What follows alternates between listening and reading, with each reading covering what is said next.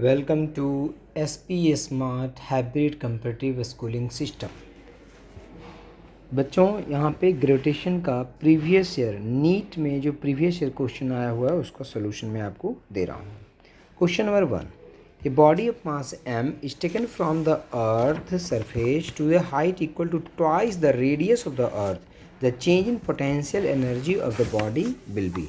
Change in potential energy कितना होगा? देखिए यहाँ पे एनर्जी इजकल टू अर्थ के सरफेस पे या gravitational potential energy at any point at the distance R from the centre of earth is equal to minus GM upon small R. अगर earth के सरफेस पे बात करेंगे तो स्मॉल आर की जगह पे कैपिटल आर आ जाएगा। So at the surface of earth R equal to small R equal to capital R. So energy UI equal to minus GM upon R at the height h from the surface of earth r is equal to r plus h. so this is r plus कितना height earth के surface से ऊपर गया है 2r. so r plus 2r is equal to 3r. so final energy is equal to minus GMM upon 3r. so change in potential energy is equal to UF minus UI. final potential energy minus initial potential energy. so this is equal to 2y3 mgr. now next question number 2. An infinite number of bodies, each of mass 2 kg, are situated on x-axis at distances of 1 meter, 2 meter, 3 meter, 4 meter respectively from the origin. The resulting gravitational potential due to this system at the origin will be. So यहाँ पे देखिए आपको यहाँ पे mass given है, origin x equal to 0 हो गया, x equal to 1 2 3 4 and mass 2 kg 2 kg 2 kg, अच्छा 1 2 4 8 इन सभी पॉइंट पे आपका मास रखा हुआ है. So gravitational potential equal to minus GM upon R होता है. सो पहले के लिए GM upon 1 minus GM upon 2 minus GM upon 4 minus GM upon 8 minus GM upon minus 2G जो है कॉमन आ गया. So 1 plus 1 upon 2 plus 1 upon 4 plus 1 upon 8 dot dot dot. So ये इनफाइनाइट तक चला जाएगा और इनफाइनाइट का जो सम होता है 1 upon A upon 1 minus R होता है. What is R? R is the common ratio. So this is equal to यहाँ पे minus 2G 1 upon 1 minus 1 upon 2. So this is minus 4G is the correct answer. Now question number 3. Starting from the center of the earth having a radius r, the variation of g acceleration due to gravity is shown in figure. यहाँ पे diagram given है और आपको बताना है कि अर्थ के centre से starting from the centre of earth having radius R the variation of G का वेरिएशन क्या होता है. तो इसका हम लोगों ने बना रखा है पहले भी ग्राफ. सेंटर पे एक्सेलेरेशन ड्यू टू ग्रेविटी 0 होता है. सेंटर से अर्थ के सरफेस तक जो एक्सेलेरेशन ड्यू टू ग्रेविटी होता है उसका वेरिएशन लीनियर होता है. उसके बाद आपका जो वेरिएशन होता है वो इस तरह से पैराबोलिक होता है. So this is equal to correct answer कौन सा है इसका? सो इसका करेक्ट आंसर आप देखें यहाँ पे, तो करेक्ट आंसर जो है इसका सेकेंड पार्ट है बेटा. Now question number 4. Question number 4 में कहा है यहाँ पे a satellite of mass m is orbiting the earth radius r at a height h from its surface. The total energy of the satellite in terms of G not the value of acceleration due to gravity at the surface of earth is. So देखिए total energy equal to potential plus kinetic. So this is equal to potential energy and total kinetic energy हो गया. Also mv square upon R plus H is equal to this is equal to GMM upon R plus H का whole square. So v square यहाँ से निकल गया. इसकी value यहाँ पे पुट करेंगे हम. जब इसकी वैल्यू पुट करेंगे तो यहाँ पे जाकर के आंसर जो है minus mg0 r square upon 2 into R plus H जो है आपका आंसर आएगा. Now next is question number 5. Question number 5 में कह रहा है the acceleration due to gravity at a height 1 kilometre above the earth is the same as at a depth below the surface of earth. तो यहाँ पे बेटा आपसे कहा है कि the acceleration due to gravity at a height 1 kilometre above the earth surface is same as at a depth d below the surface of earth. Then तो GH equal to G into 1 minus 2H upon R ही होता है और D depth inside में G into 1 minus D upon R ही होता है. दोनों इक्वल है. H हाइट पे और D डेप्थ पे अगर acceleration due to gravity equal है तो H और D में क्या रिलेशन. तो यहाँ से सॉल्व करेंगे तो D इजकल टू 2H आ जाएगा. So 2 into 1 is equal to 2 kilometre is the correct answer. Now question number 6. Next question number 6 में है कि the two astronauts are floating in gravitational free space after having lost contact with their spaceship two will. So since two astronauts are floating in gravitational free space, the only force acting on two astronauts is the gravitational pull of their masses F is equal to g m1 m2 upon r square, which is attractive in nature. Hence they move towards each other. Now question number 7. Next question है बेटा question number 7. The kinetic energies of planet in an elliptical orbit about the sun at the position of A, B, C are K, KB and KC respectively. AC is the major axis and SP is the perpendicular to AC at the position of the sun as shown in the figure. Then ठीक है, तो planet A is perihelion and C is aphelion. A जो है बेटा perihelion होता है जब सन के नज़दीक होता है, अफिलियन होता है जब सन से दूर होता है. तो वेलोसिटी जो है बेटा, जो सन से अगर नज़दीक हो तो वेलोसिटी आपकी ज़्यादा होगी. सन से नज़दीक जब होते हैं तो वेलोसिटी आपकी क्या होती है, ज़्यादा होती है. तो और सन से दूर होते हैं तो वेलोसिटी कम होती है. तो V A is greater than V B is greater than V C. So kinetic energy 1/2 mv² होता है. तो kinetic energy of A is greater than kinetic energy of B is greater than kinetic energy of C. Now next is question number 8. Question number 8 में कहा if the mass of the sun were 10 times smaller as the universal gravitational constant were 10 times larger in magnitude which of the following is not correct. देखो question क्या है कि if the mass of the sun were 10 times smaller and the universal gravitational constant were 10 times larger in magnitude which of the following is not correct. तो अगर हम इसको देखें तो जो ऑप्शन है उसमें कह रहा है पहला में time period of a simple pendulum on the earth would decrease. देखो जो टाइम पीरियड होता है बेटा उस पर मास का कोई रोल नहीं होता है. टाइम पीरियड जो होता है उसमें मास का कोई रोल नहीं होता है. हाँ, उसमें जी इक्वल टू जी का रोल होता है एक्सेलरेशन ड्यू टू ग्रेविटी का. और अगर एक्सेलरेशन ड्यू टू ग्रेविटी के देखें तो जी एम अपॉन कितना होता है, दिस इज आर स्क्वायर होता है. तो अगर लार्जर है, ग्रेविटेशनल कांस्टेंट जो है वो लार्जर है, तो इसका मतलब कि एक्सेलरेशन ड्यू टू ग्रेविटी बढ़ जाएगा. तो the time period of simple pendulum earth will decrease. तो टाइम पीरियड क्या हो जाएगा, तो time period T equal to 2π√L upon कितना होता है जी. तो जी अगर इंक्रीज कर जाएगा तो टाइम पीरियड क्या हो जाएगा, डिक्रीज कर जाएगा. ठीक है, तो फर्स्ट पार्ट जो है इसका वो आपका सही है, करेक्ट है. तो आपसे पूछा कौन नॉट करेक्ट है. Walking on the ground would becomes more difficult. ठीक है, तो ये भी सही है. Rain drops will fall faster, ये भी सही है. तो कौन सही नहीं है, G on the earth will not change, ये गलत है. देखो जी तो चेंज करेगा ही करेगा, क्योंकि G equal to G M upon कितना है, आर स्क्वायर है.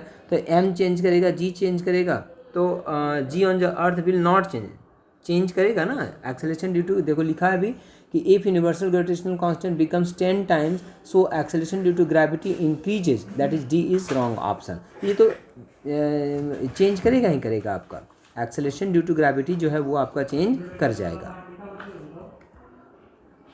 Question number next is question number 9. Question number 9 में है the work done to raise a mass m from the surface of earth to the height h which is equal to the radius of the earth is. तो देखिए U F minus U I जो final potential energy होगा minus initial potential energy equal to, ये value आ जाएगा यहाँ पे minus G M M upon R plus H minus G M. ये अर्थ के सरफेस पे हो गया, एच हाइट पे हो गया. When m is the mass of the earth, r is the radius of the earth. So work done equal to G M M into 1/r minus 1/r plus H. इतना work done करना पड़ेगा. H equal to अगर R होता है तो इसकी value put करेंगे तो ये हो जाएगा. So work done equal to M G R upon कितना हो जाएगा, 2 हो जाएगा. This is the correct answer. Now question number 10. अगर क्वेश्चन नंबर 10 को हम देखें तो body weight 200 newton on the surface of earth, how much will it weigh half way down to the centre of the earth. ठीक है, तो जी D equal to कितना होता है, G into 1 minus D upon कितना होता है, आर होता है. For D equal to R by 2, G D equal to G into 1 minus D की जगह पे R by 2 upon R. So this is G by 2. So required weight equal to M G D. So this is M G by 2. So this is W by 2. So this is 200 upon 2 equal to 100 कितना हो जाएगा, Newton. Next is question number 11.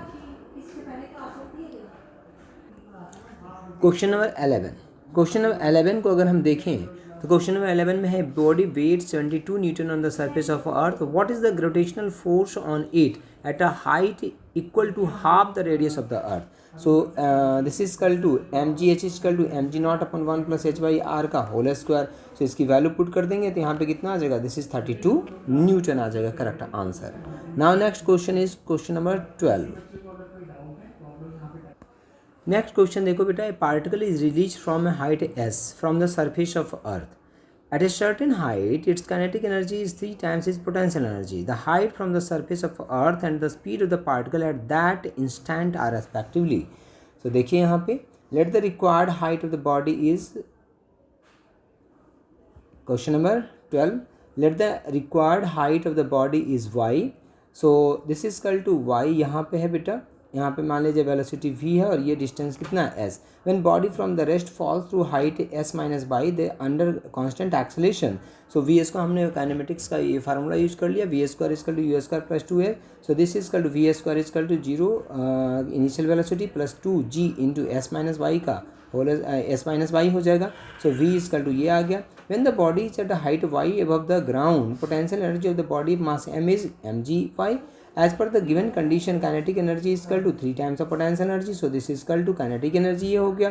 So using equation 1 and 2 s minus y is equal to 3 into y. So y is equal to s by कितना हो गया 4. So v is equal to 2g into s minus y, तो उसकी value put करो तो ये answer आपका यहाँ पे आ जाएगा। Now next question, question number 13।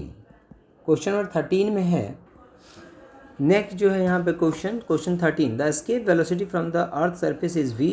The escape velocity from the surface of another planet having a radius 4 times that of the earth and same mass density is. तो escape velocity v is equal to root under 2 gm upon r. So this is 2g और m की value यहाँ पे हमने put कर दी divided by r. So v is equal to ये हो गया, v is यहाँ से क्या दिख रहा है कि v is directly proportional to r हो गया. So v1 upon v2 is equal to r1 upon r2. So this is equal to v upon v2 is equal to 4 upon r upon 4r. So this is v2 is equal to कितना आ जाएगा 4 times of v हो गया। Next question number 14। Question 14 में particle of mass m is projected with a velocity v equal to k ve where k is less than 1 from the surface of earth v equal to escape velocity the minimum height above the surface reached by the particle is.